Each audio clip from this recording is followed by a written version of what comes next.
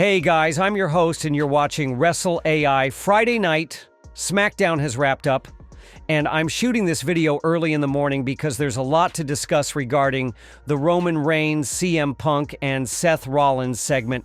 How did you find the segment? Let me know in the comments because this video is going to be intense.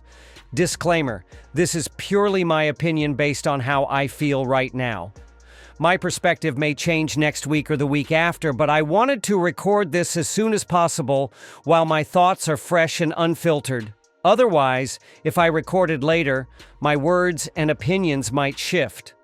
So let's break down what happened word for word and then get into my opinion, because I think that's the most important part.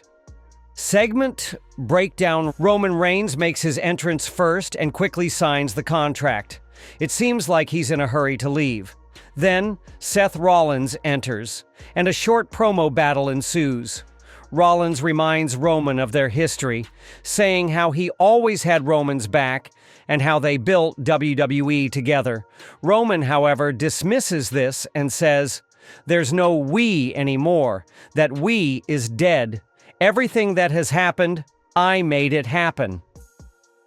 Seth then questions Roman's decisions, saying, "You had the chance to teach CM Punk a lesson at War Games, but instead, you shook his hand. I had the opportunity to destroy him in a steel cage match at Madison Square Garden, but you ruined it." He then declares, "At WrestleMania, once again, I will do what I've always done, cover up for your mistakes and correct them."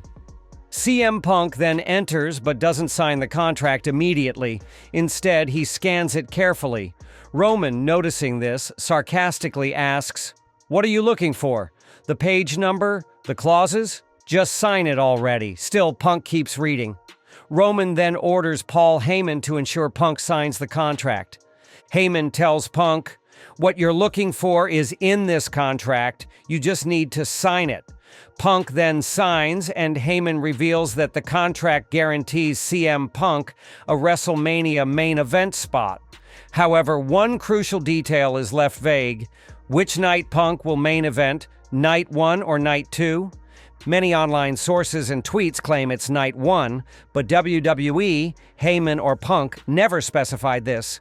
They only stated that Punk would close WrestleMania. And if you ask what closing WrestleMania means, it traditionally refers to the final match of night 2, not night 1. After all, after night 1 ends, the event continues the next day. The actual show only truly closes after night 2.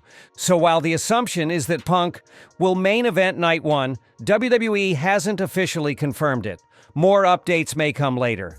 Punk, after signing, gets emotional. This has been his lifelong dream.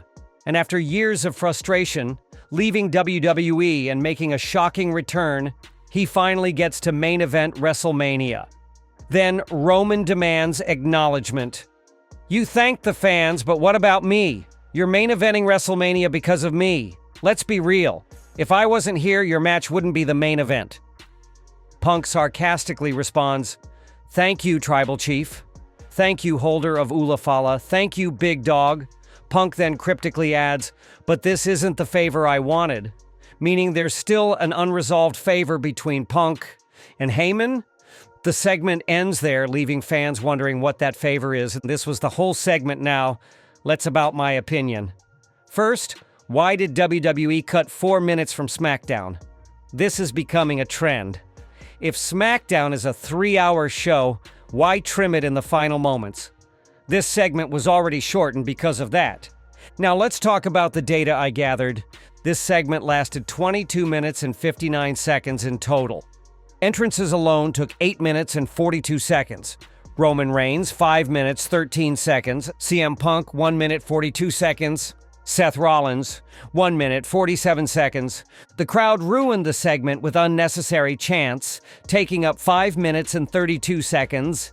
Chants for Roman, 2 minutes, 57 seconds. Chants for Rollins, 48 seconds. Chants for Punk, 47 seconds. Out of the 22-minute segment, 14 minutes and 14 seconds were wasted on entrances and crowd chants, leaving only 8 minutes and 45 seconds of actual content. The audience completely disrupted the flow. They wanted viral clips rather than letting the wrestlers deliver their promos properly. Iconic segments in wrestling history are defined by silence, where the crowd listens intently. But here, fans were just singing theme songs and chanting non-stop, making it hard to focus on the actual promo battle. Roman tried multiple times to control the crowd, but they didn't care. If this continues, WWE should just put the crowd in the ring and let them do the segment themselves, because at this point, it seems like the crowd matters more than the promos. Now, about the contract, how does Paul Heyman have the authority to arrange WrestleMania main events? Shouldn't that be Triple H's decision? If Triple H had announced it, it would have made sense. But Heyman deciding main events seems illogical. And speaking of logic, Jey Uso won the Royal Rumble, meaning he should main event. If not him, Bianca Belair won the Women's Rumble, so she should be in the main event. But no, Punk, Rollins, and Roman are main eventing because Heyman somehow has power over contracts. WWE fans have hyped up foreign crowds so much that now they think they're the show itself. Look at the London crowd. Look at the France crowd. Look at Bologna. This obsession with crowd reactions has backfired, and now they're ruining segments. So overall, I rate this segment 2.5 out of 5. We all knew Punk, Rollins, and Roman would main event anyway, so this contract signing felt unnecessary. The crowd made it worse by hijacking the moment. And the fact that WWE's logic regarding contracts doesn't make sense only adds to the frustration. What do you guys think? Was this segment necessary? Did the crowd ruin it? Let me know in the comments. Now, before wrapping up, I have some other wrestling news that I have to cover. Roman Reigns and CM Punk have been advertised for next week's SmackDown. We already seen them in today's SmackDown, but it's now confirmed that they'll also be there next week.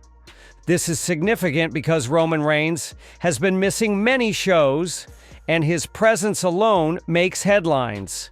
Having CM Punk alongside him adds even more hype. If both of them are appearing, it's very likely that Seth Rollins will be involved too. With WrestleMania approaching, WWE needs to focus on building storylines properly. The contract signing, promos, and interactions between these three need to be well executed to create maximum hype for their match. Next up, Kevin Owens recently made an interesting statement about Cody Rhodes, calling him selfish. But why? Owens joked that Cody takes up almost 3/4 of WWE's pyro budget every year.